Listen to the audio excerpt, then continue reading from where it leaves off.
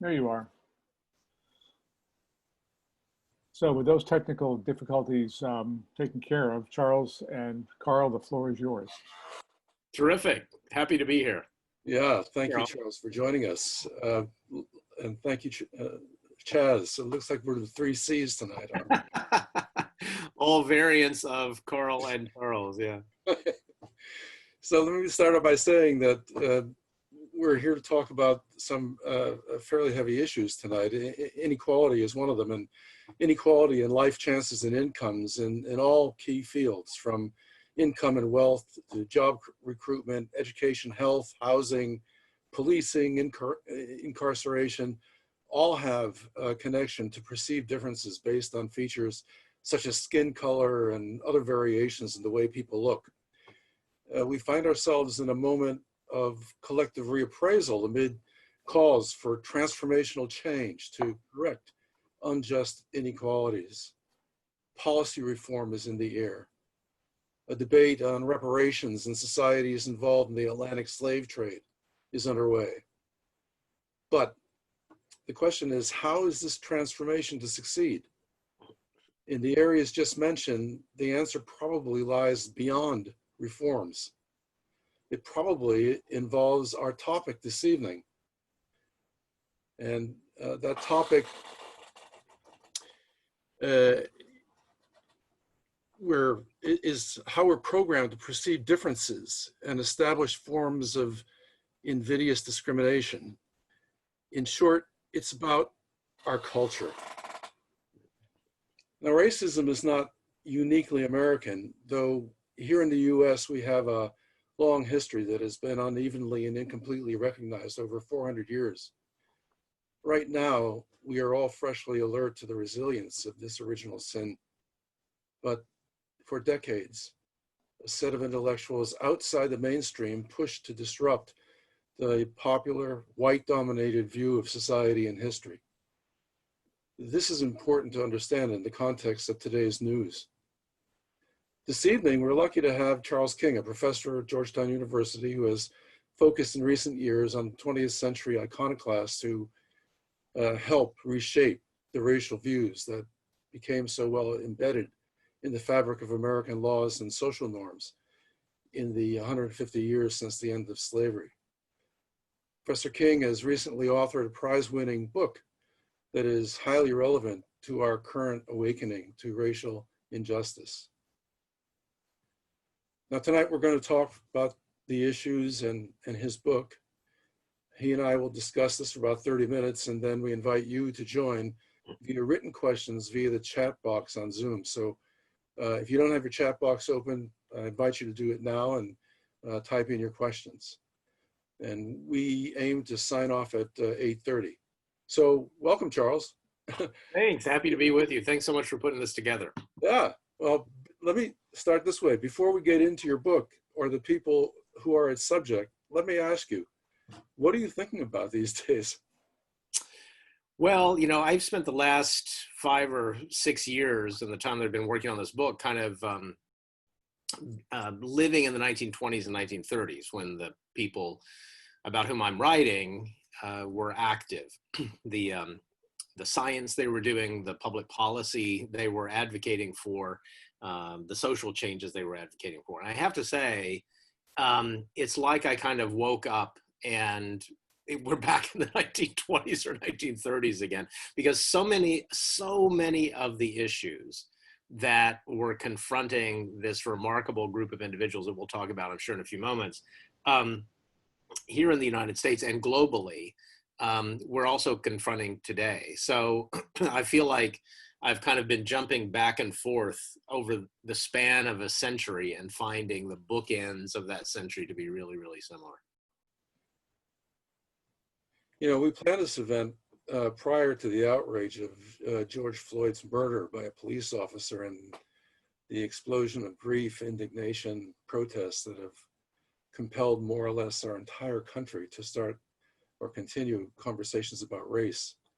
Maybe the way to begin our conversation this evening is to ask you, what made you write Gods of the Upper Air? Well, I had spent the earlier part of my career as you know, Carl, we've sort of worked together on European politics and Eastern Europe and so forth over the last several years in different capacities. And I spent the first part of my career trying to understand things like ethnic conflict and nationalism, particularly in Eastern Europe, in the Balkans, the Caucasus, former Soviet Union. I traveled in those places, lived in those places, and wrote several books about the dynamics of social dissolution. You know, how does a country like Yugoslavia or the Soviet Union collapse? How do neighbors end up throwing each other down a well over issues that they can't even really identify if you ask them? And over time, I think it struck me as I was thinking about a new book project in 2014, 2015, that so many of the dynamics that I had seen at work in other countries were also at work in my own country. It's just that they were hard to recognize because we gave different labels to them. You know, we don't speak about nationalities in the United States. We speak about ethnic groups or ethnic categories.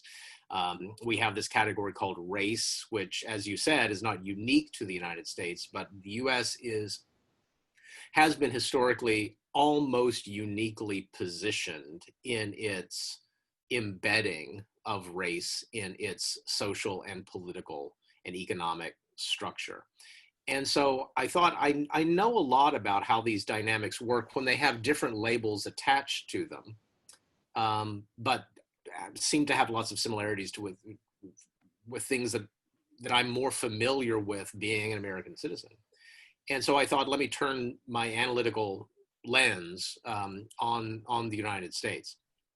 And this was also the time when we were feeling those first tremors of big scale social change over issues like marriage equality, over same-sex relationships and the acceptance of same-sex relationships, over the fixedness or flexibility of race, over questions of whether there are just two genders or lots of them, or whether you can change your gender and what that means. So this was in 2013, 14, 15, when many of these issues were coming to the fore. And I thought, okay, I'll write a book that will be about how we become so enlightened on all of these issues. And I'll tell this sort of triumphalist story of how we got to be in this place. And then, of course, 2016 happened. And I realized that not only was the story much more interesting because it was the story of struggle and of a set of people who were struggling with exactly these same issues a century ago, but it was more true. It was more historically accurate to write about not the triumph, but the continuing American struggle over these questions. Charles, much of your analysis focuses on the period between 1890 and 1920. That's the so-called progressive era in the United States. Could you help us understand the relationship between politics and science in the understanding of race in this period?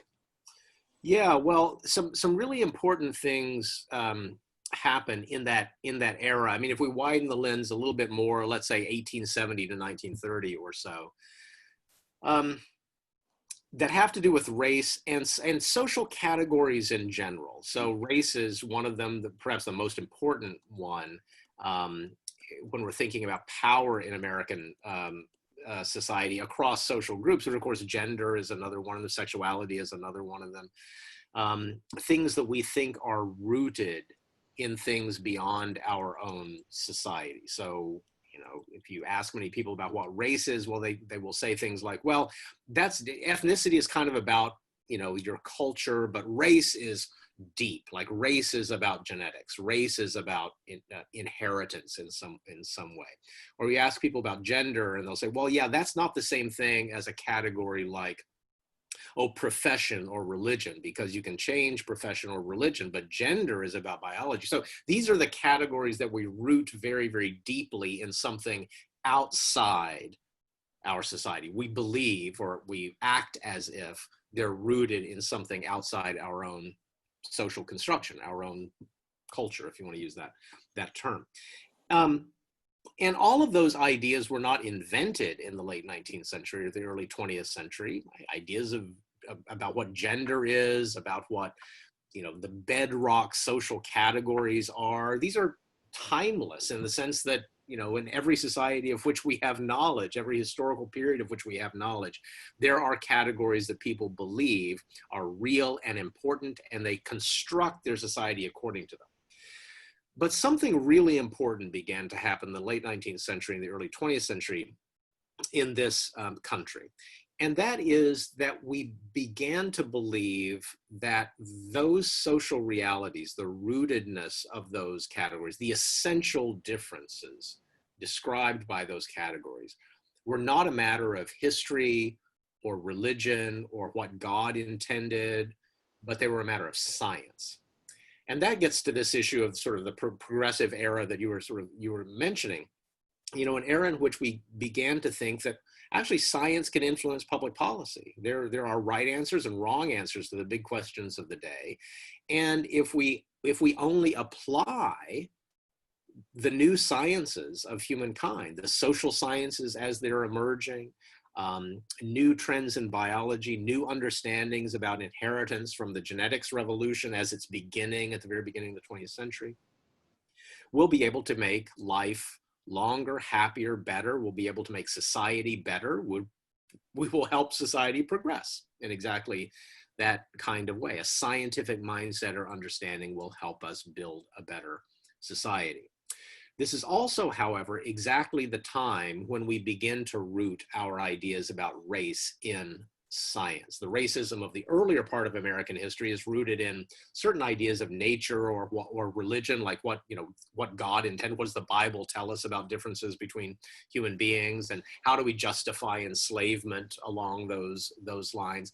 But in the beginning in the Reconstruction period and after, we're now rooting those differences in certain understandings of science. And my best example of this is, next time you're on Capitol Hill, I live here on Capitol Hill, next time you're up here, go to the Library of Congress, walk around the outside of the Jefferson Building, the main building of the Library of Congress, and you will see this idea literally carved into stone. That building opened in the 1890s. It, is now the world's greatest repository of human knowledge. And you will see, if you look up at the keystones of the second-story windows, a representation of exactly the racial hierarchy as it was understood scientifically in that day. Those keystones are composed of 33 images of human heads. The images were based on drawings and etchings in the collection of the Smithsonian. And it will not surprise you to learn that that racial hierarchy extends around the four sides of the building. People we would identify as white people are on the front of the building, looking out toward the Capitol. People of recognizably Asian heritage sort of begin to wrap around the sides, and then people of recognizably African and Melanesian heritage are on the back.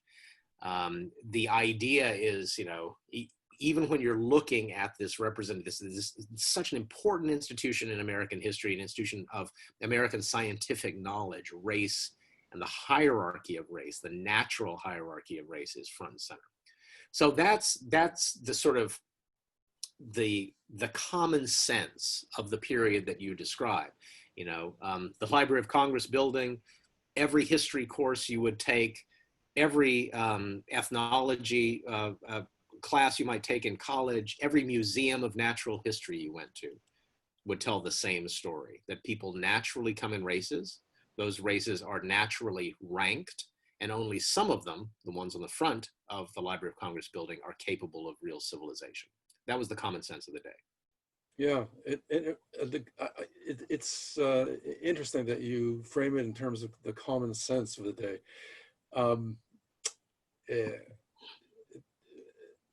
The way we think changes, of course, and what surprises a lot of people, me included, was that the racial ideas were adopted across the political spectrum, including among progressives.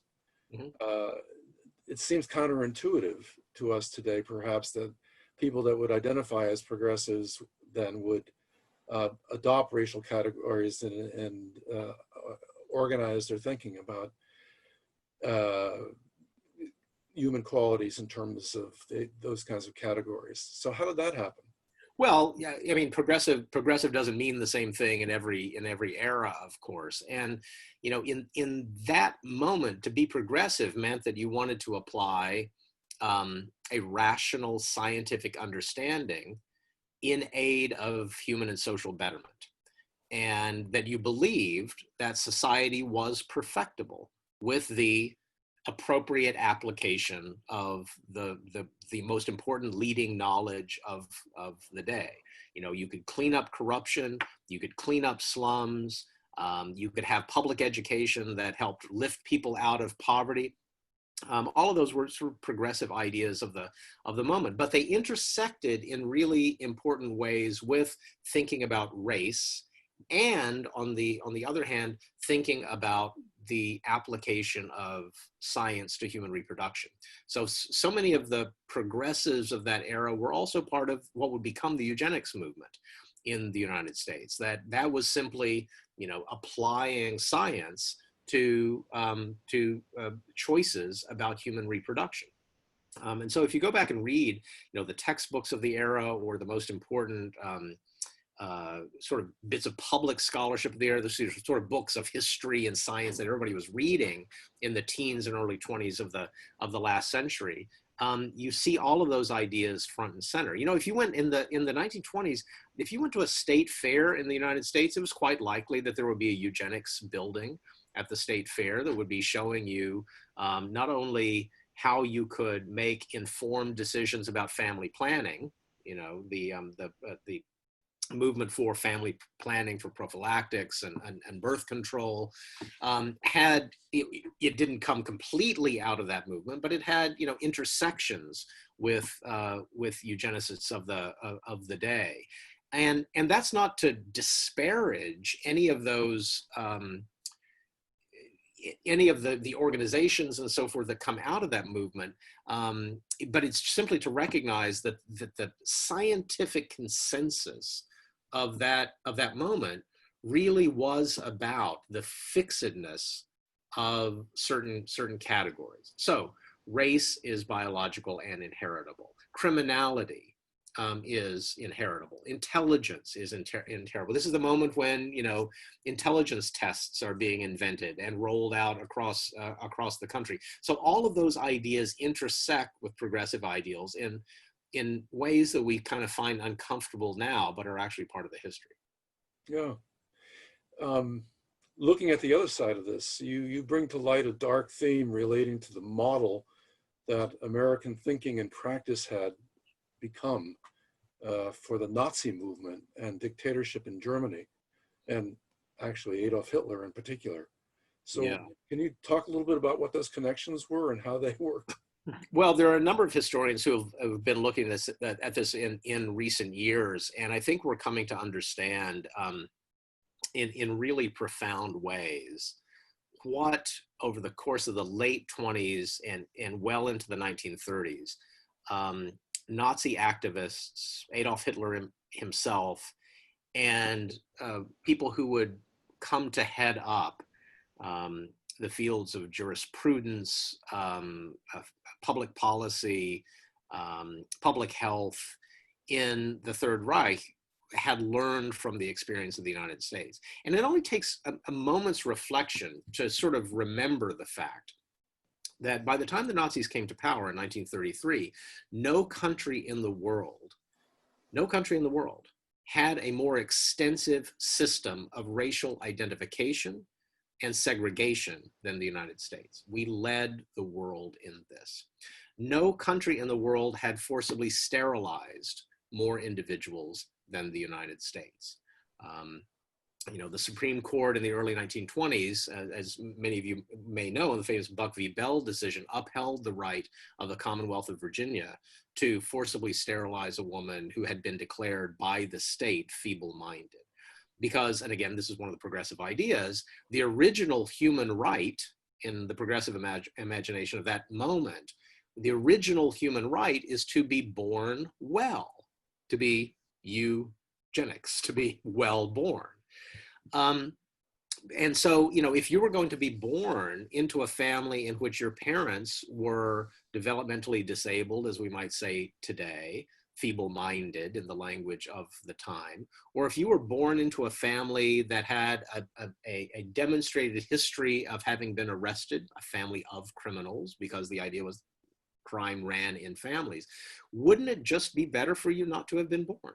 You know, wouldn't society be doing you a favor if it ensured that you weren't brought into that world? So we now know that, especially in the early 1930s, but even a little earlier, Germans were coming to the United States, particularly after 1933, being sent to the United States. Oh, now, in fact, I was just talking to a scholar the other day who has some evidence that this was starting already as early as 1931 and 32 to do kind of study abroad years, particularly in Southern universities, where they were studying the way that the Jim Crow system worked, how races were categorized in the United States, the role of the census in doing that, segregation laws from separate schooling to separate streetcars to separate water fountains.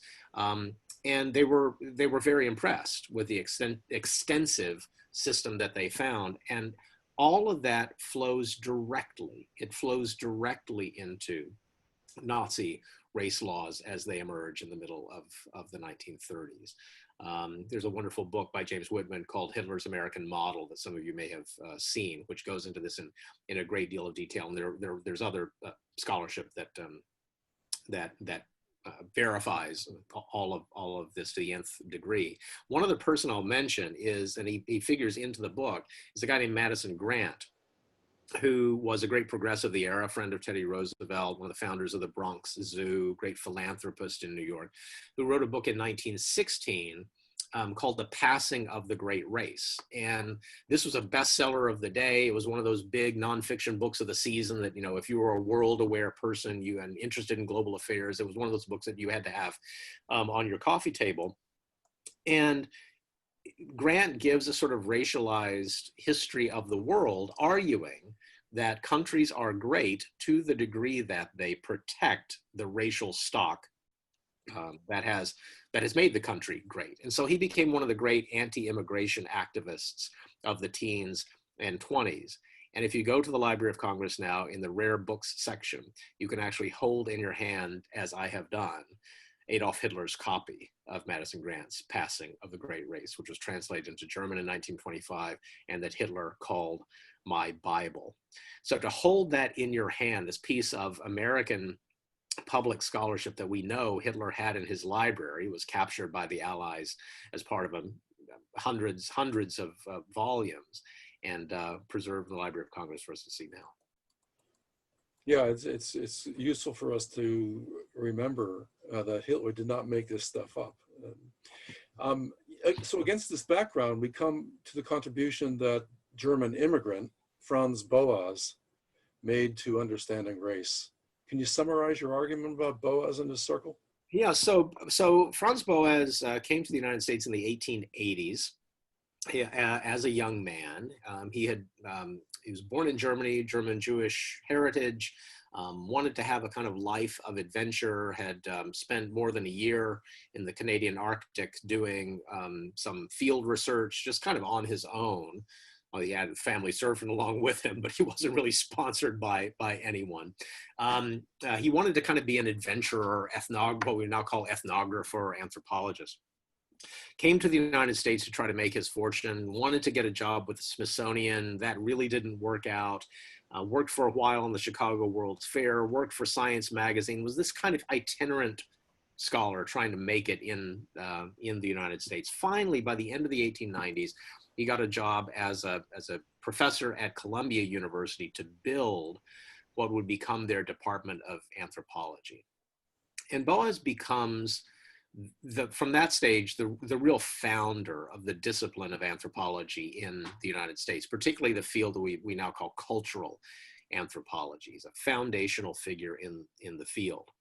His work on race began around 1910, 1911, when he was asked by the US Congress, a commission of the US Congress called the Dillingham Commission, that had been called to study the impact of immigration on American society, economy, everything.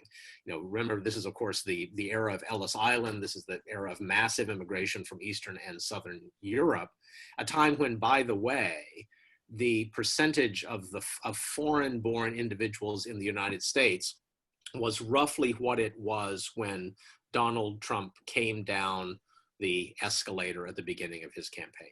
So around 13% or so foreign-born population. So it is, there is something about the era that, about that number that seems to spark an anti-immigrant backlash, and did so a century ago as well. But Boas wanted to study, he was an anthropologist, he studied kind of a physical anthropologist at the time, studying people's bodies, and he would dig up bones and so forth in ways that we now associate with archaeology. And he wanted to understand what immigration was doing to the literal American body politic. What effect was immigration having on public health and on, you know, the human bodies of Americans. And so he had his students from Columbia fan out all over New York, taking measurements, head shapes, nose shapes, femur lengths, the stuff that people did when they were doing physical anthropology in the day. Did tens of thousands of measurements of people. And what he found was really quite remarkable. That if you looked at just people's measurements, it was really impossible to identify all of these categories that we thought were deeply biologically real. It was hard to tell what a person who was a, you know, what a physical Slovak was, or a physical Italian, or a physical Jew, or you couldn't come up with any set of measurements that seemed to apply across the board. And so his conclusion from this was that any type, ethnic, racial, whatever, any type we might identify contains more variation within that category than across those categories. And that was revolutionary, because if these racial types are, in fact, as Boas called it, unstable. He wrote a paper at the time called On the Instability of Racial Types. If those types themselves, in any physical sense that you can measure, are unstable, well, how can you attribute anything else to that category then? How can you attribute intelligence to it? How could you attribute capability of cultural achievement to it, educability, level of civilization, artistic ability? So he began this sort of scientific unpacking of the scientific consensus of the day by turning, in fact, scientific method back on itself, by saying, well, you say these things are scientifically real, let me just go and measure and see. And from that point forward begins his illustrious career as a professor at Columbia, and then until his death in the early 1940s, really the founder of American anthropology. And we all know, most of us anyway, the names of some of those acolytes, like Margaret Mead and Ruth Benedict. The first book I ever read as an undergraduate at Georgetown, by the way, was Patterns of Culture. Oh, is that right? Oh my gosh, wow. But, you know, I was particularly touched by your decision to draw attention to two figures that we have forgotten, but may offer a special connection to us in our current situation. I'm referring to Zora Hurston and Ella Deloria. What made you want to rescue them from relative anonymity?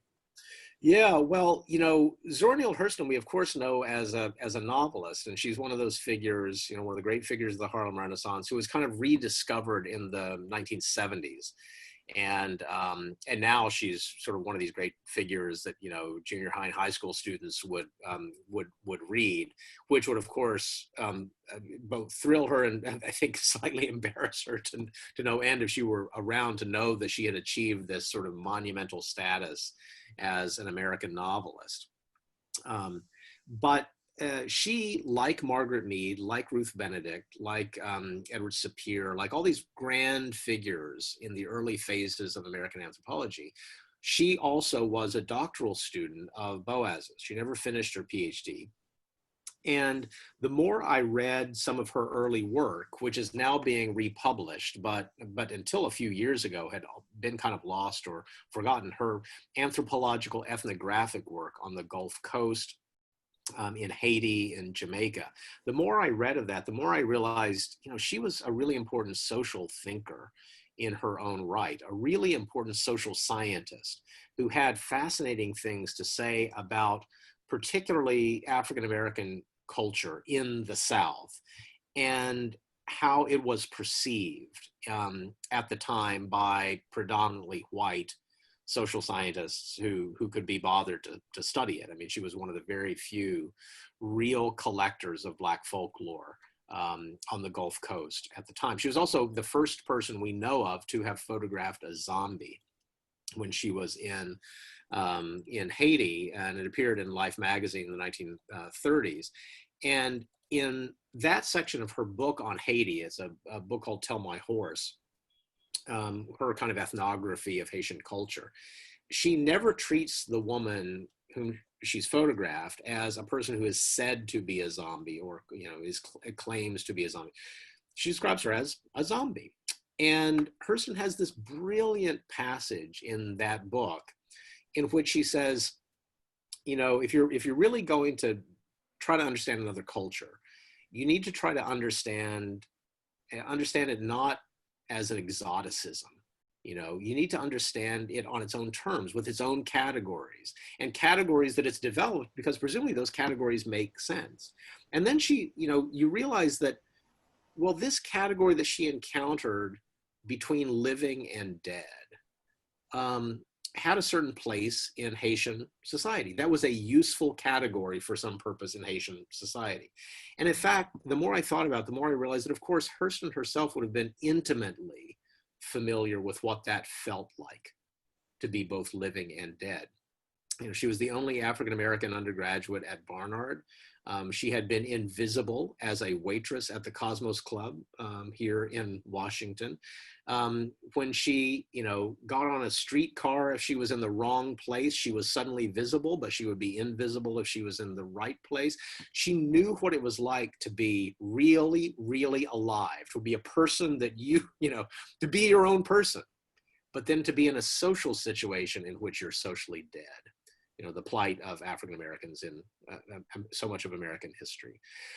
So I really wanted to sort of resurrect her as a social scientist. Just two words about Ella Deloria, who was one of the great figures in Native American anthropology, who was also not a formal student of Boas, but she worked with him, published with him, put together a grammar of the Dakota language with him. She was of Dakota Sioux heritage herself. And it's through her then that I tell the story of American encounters with Native American culture and the shifts that took place during Boas's lifetime. Let me ask you one more before we take some questions that have been coming in. You also develop a link between race thinking and immigration policy. You devote long passages to the U.S. relations with Japan and the treatment of Japanese Americans. To what extent are these patterns of thought still with us, contemplating immigration policy? Yeah, I mean, U.S. immigration policy from the 20s to the 60s, right at the time that so many of these people were active, it had an explicit race-based component to it.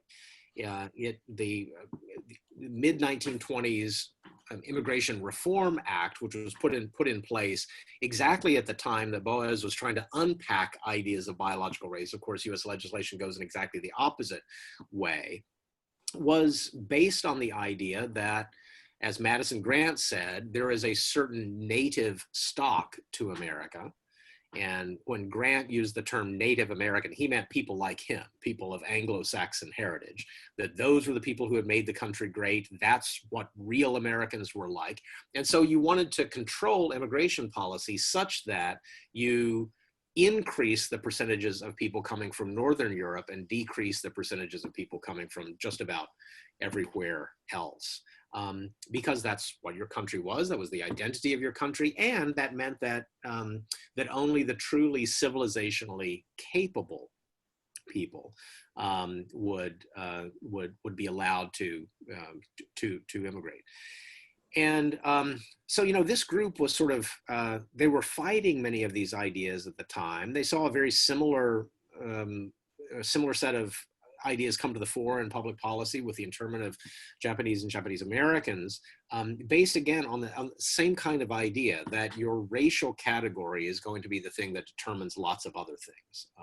How the state relates to you, your political reliability, and so on. And then, of course, you know, in that section of the book, one of the core characters, Ruth Benedict, is the person who eventually writes the book, Chrysanthemum and the Sword, that will have such an impact on how so many average Americans come to understand Japan after the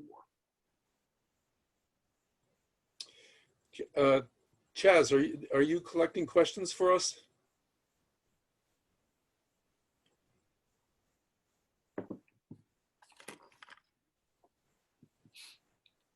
I think he is, but yeah.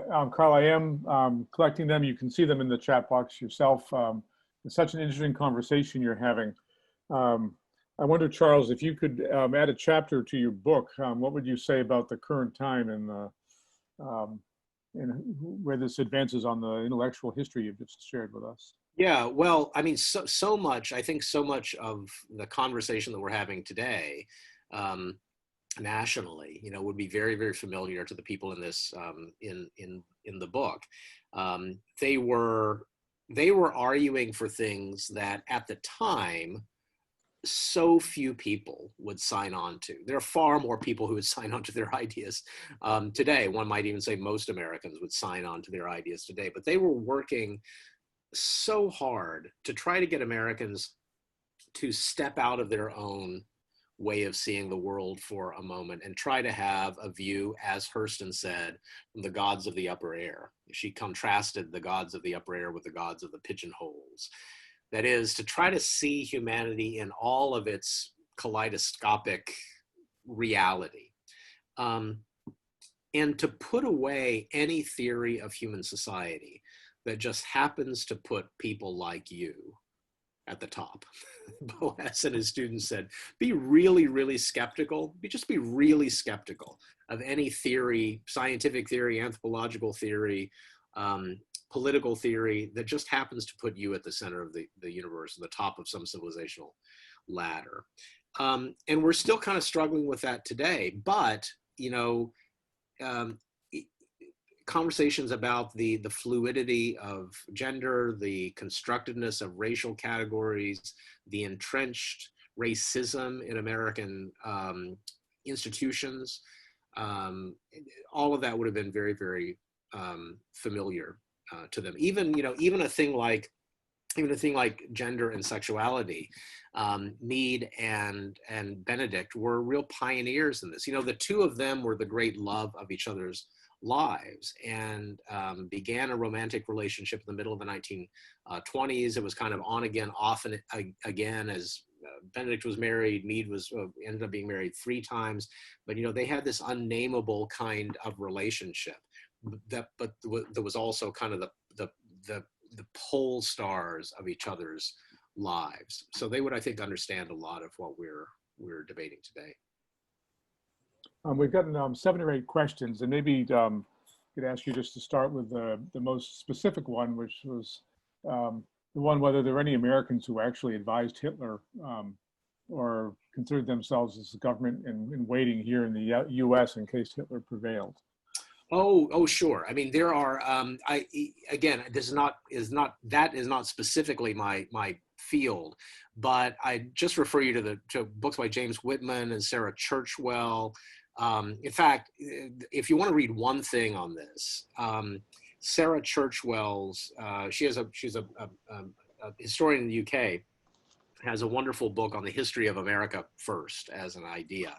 And she has an essay in the most recent New York Review of Books that will make your hair stand on end, because she's going quite deeply into the relationship between the Nazis and groups and individuals inside the United States.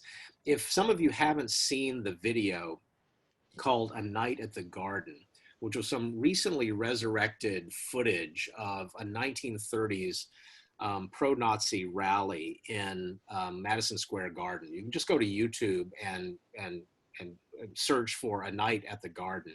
It's a very powerful video document because you'll see there American flags, Nazi flags, a big 3-story portrait of George Washington right at the front of Madison Square Garden with people giving the stiff-armed salute. So you don't have to imagine this through a Philip Roth novel or the Netflix series. This is really a very important part of American history that I think we need to understand better. Charles, you described the Boas and his students' work, but did they set out to directly confront eugenics, or is this just something implicit that crept up on things? How did the change in the broader public perception come about? Oh yeah, so Boas in particular was a great opponent of the eugenicists and used every opportunity, whether it was a letter to the editor of the New York Times or his own scientific work or a book review of Madison Grant's work, which he did for the New Republic. He used every opportunity to just denounce most of the eugenicist ideas as kind of nonsense on stilts. And the reason is because he said,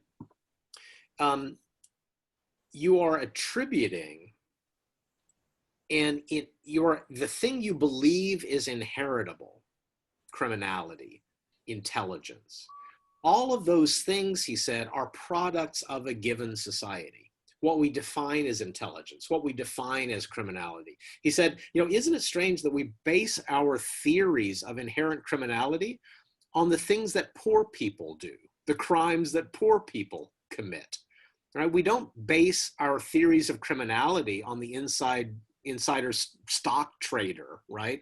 Or the corrupt politician. But we define those things as crimes too. It's just that it's been so easy from the Victorian era on to base our theories of criminality on the pickpocket or the prostitute.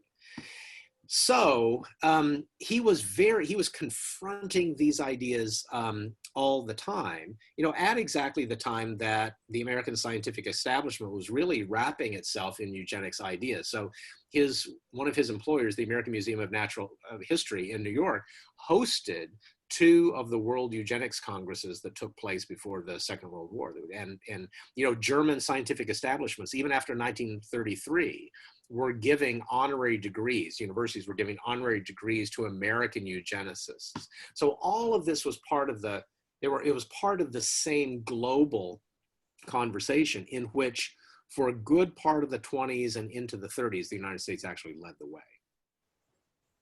And was it the war that resulted in such a dramatic sea change in the sort of conventional wisdom?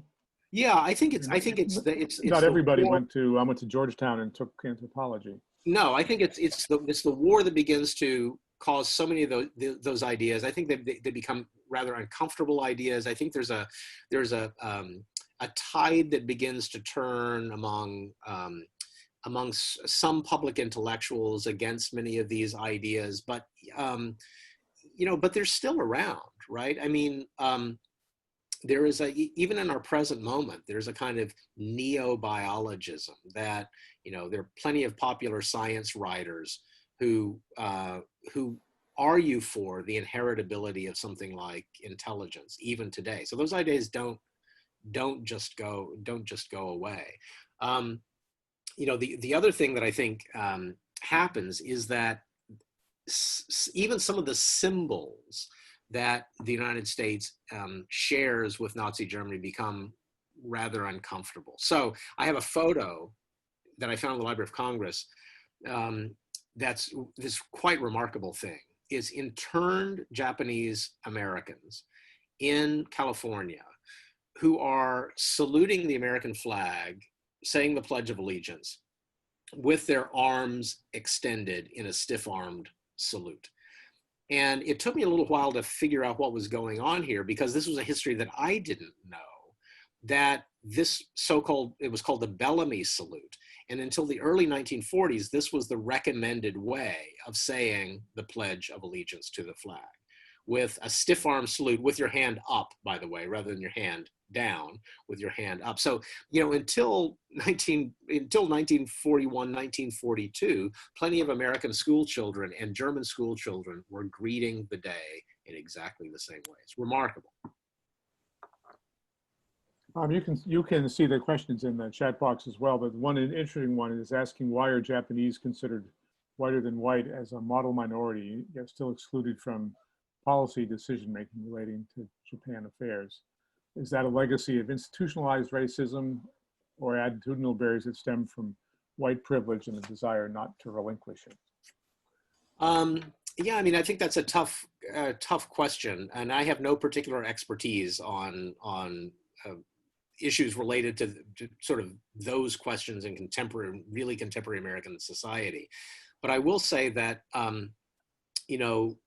race in the United States is both deeply rooted and changeable over time. If you want to read one really terrific book on this, it's Nell Painter's book, The History of White People, in which she historicizes the category of whiteness over time, and in particular, the malleability of that white label. That a good part of American history is about the fixedness of a category called Black or Negro or African American that has had a number of labels over time, but the expansion of whiteness over time to include not just people of Anglo-Saxon heritage like Madison Grant as of 1916. Grant, I don't think, would have recognized people of Italian, Jewish, Polish heritage as really having anything in common with him racially.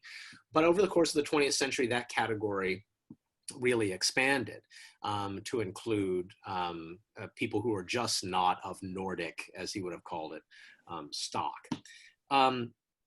And so I tell my students, we look at census categories, which are very, very different depending on which censal period you're looking at. So, sometimes there are very few racial categories if you go back to the late 19th, early 20th century, and then those racial categories expand over time, so that now there are really a lot of them on the US Census. But the one that never changes is a category called white, meaning that it never goes away or it's never subdivided into other things, right? So we have categories called Vietnamese American on the census, or Guamanian Chamorro on the US Census. But we don't have a category called Scottish American. We don't have a category called Irish American on the US Census. And as I tell my students, if a Martian anthropologist came down and looked at our society, what they would say, looking at our census, is, that category called white must be really, really important to these people because they hold on to it. They never let it be subdivided. And they would, of course, be right. And that's why when we're talking about race, as many scholars will say, you have to historicize whiteness. You have to have a theory about whiteness and how whiteness works in American society. Because at the end of the day, of course, white people have a race too. It's not just non-white people who have a race.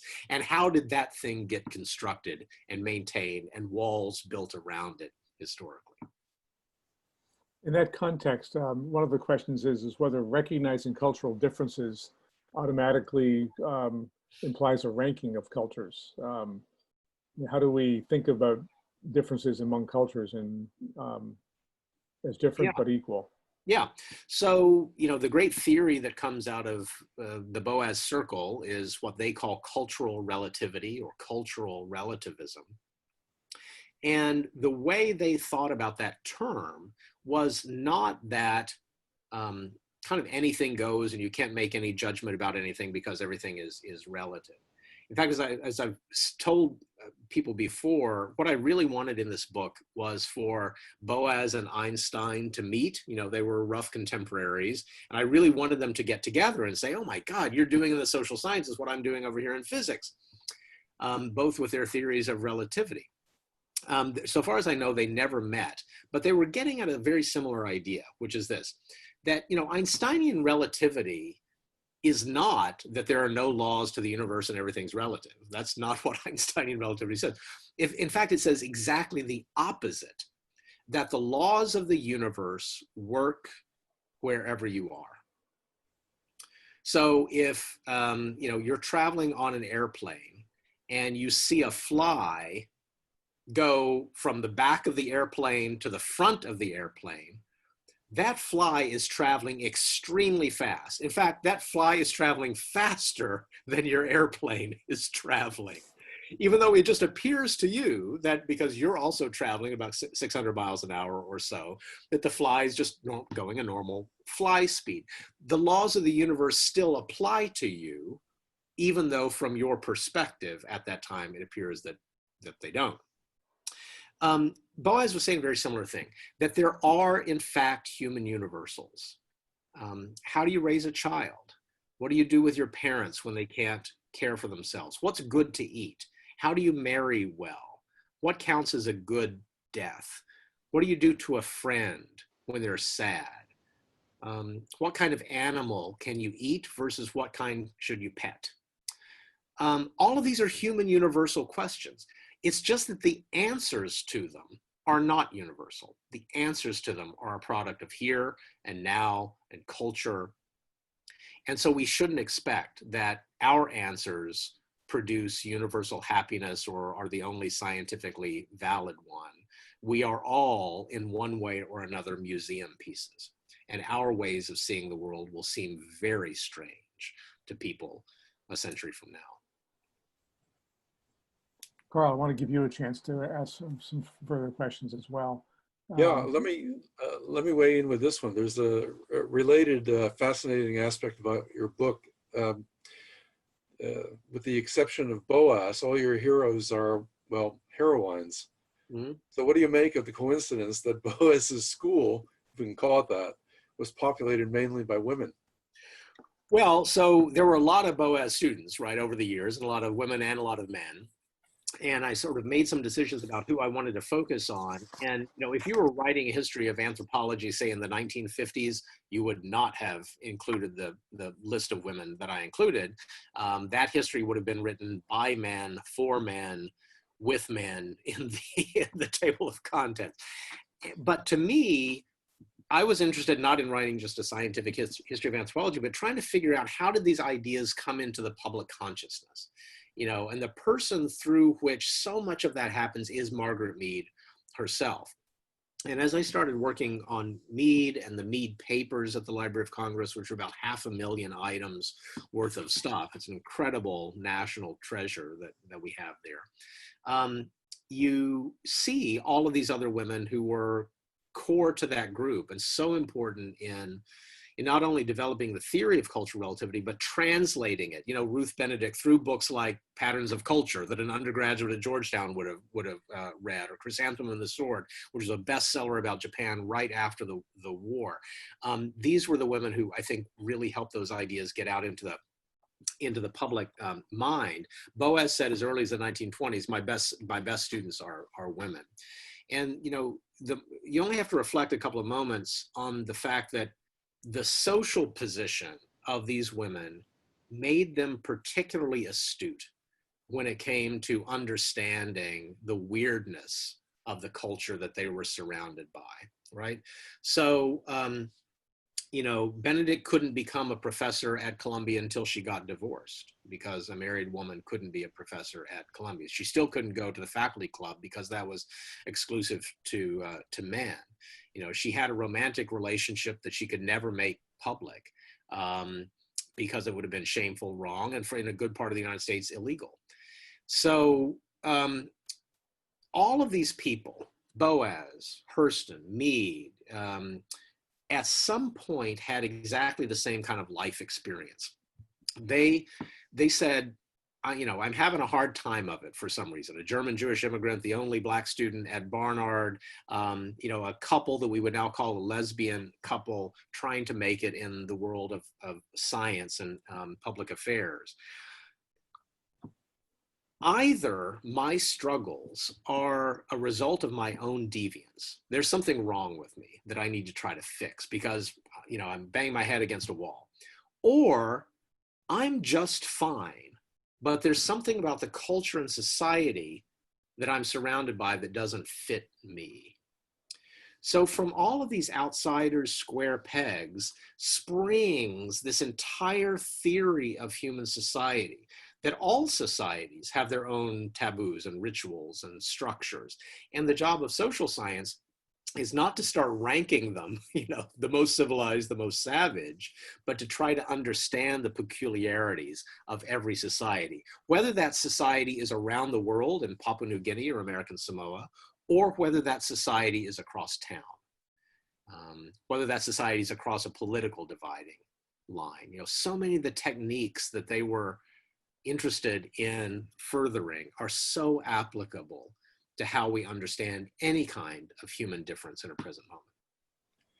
Charles, we've got very little time left, but you've been describing a German and American conversation of sorts, and yet the challenges, lots of discussion now is challenging the whole idea of Western history. Are there scholars in other parts of the world who were part of this conversation? Oh, sure. There are. He had students who are from Latin America. He had students, of course, he had, Native American and First Nations Canadian informants when he was working out in the field. And there's a whole chapter in the book about the ambiguous, even exploitative relationship of many of these individuals to the communities that they were actually studying, who were, essential to their producing knowledge. But, even the progressive ideals of a Boas or a Meade only went so far, particularly on issues like race. Meade was never particularly good on that, and that's why the character of Hurston is there to also shine a light on some of the shortcomings of these otherwise monumental figures in the field. But yeah, they're absolutely engaged in conversations around the world. And of course, there's a slightly different type of anthropology that's emerging in Britain at the time.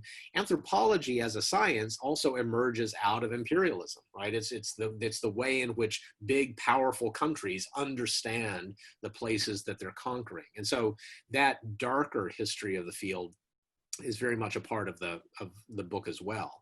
But the takeaway lesson from all of these people is that to live morally is also to live scientifically. That is, that you should begin by trying to understand the things that are happening in the world before you rush in to change them. If there's some long-standing practice in a given society, try to understand why it's there, what function it's serving, before you rush in to denounce it or change it. And that's a thing that, again, you can apply to a society around the world or a group of people down the block. And then Boas, Meade, Hurston, and others said, turn that back on yourself. Boas had a beautiful line in one of his early books in which he said, the greatest data generator in the world is your own sense of disgust. Like, if there's something that some other group of people is doing that you just think is so awful, disgusting, horrible, you've just generated some really important data. Not about them, but about you. And that then, because that puts you in touch with the things that are deepest held in your own society. And the hope is that once we understand why they and we feel so strongly about something, we can begin the conversation about what's worth changing. I think we need to schedule a separate event to discuss that in the current context, but go ahead, Carl. Yeah, I was going to say, by way of thanking you also, I wanted to pose a kind of parting question, if you don't mind. I know we're running a little bit over, but we can't let you leave without asking what advice you would have for those who are developing an agenda for reform of our institutions. Must we aim even higher and try to achieve a cultural change too? And if so, how do we move in that direction?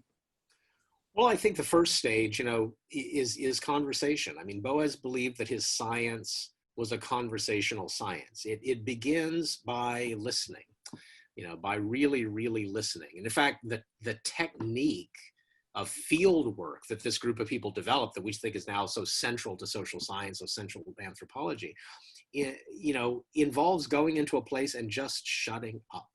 Just shut up for a while and listen to what people are saying and try to understand the world from their perspective. And then, once you do that, you can begin to, two things can begin to happen if you do it well. One is you begin to get more of a perspective on how they see the world, the things that are important to them, the things that are hurtful and demeaning to them. But you also begin to understand the things that you thought were really, really important, you can kind of live without. And in fact, you begin to alienate yourself from the familiar.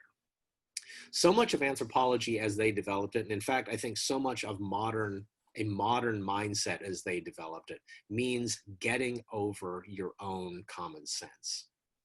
Because common sense is also a product of here and now and right this moment. And right at the moment, from a monument that stands in a town square to the forms of racism that are staring people in the face and they claim not to have been able to see, all of these are about shifting our sense of the normal. And that's what it means to live in a modern society, Boas would have said. Charles, thank you so much. This was incredibly interesting. I'm sure we could go on for a long time. Carl? Just what you were saying, Chaz. Thanks very much. Take it home for us. For those of you who joined us tonight, thank you as well very much. Tonight's event has been recorded and will be on our website. I want to put a plug in for Professor King's book, but also for those of you who haven't yet taken advantage of the chance to become members of HCCDC so that we can continue to put on programs like this, I invite you to visit our website, historicchevychasedc.org. And with that, I want to wish you a safe and pleasant evening. We've got another event scheduled in September, I believe, Carl? The 16th. And that event is? That event will take a look at something that's very particular to our local neighborhood, which is the African Americans who lived around the corner from where I live, actually, who were dispossessed in 1928, that were descendants of George Pointer. And that whole story will be told in part, by one of those descendants themselves. Well, thank you. That's September 16th, and we will send out a notice and put something on our website as well. With that, thank you all so much for taking your time this evening, and we will look forward to seeing you again. Thank you very, very much.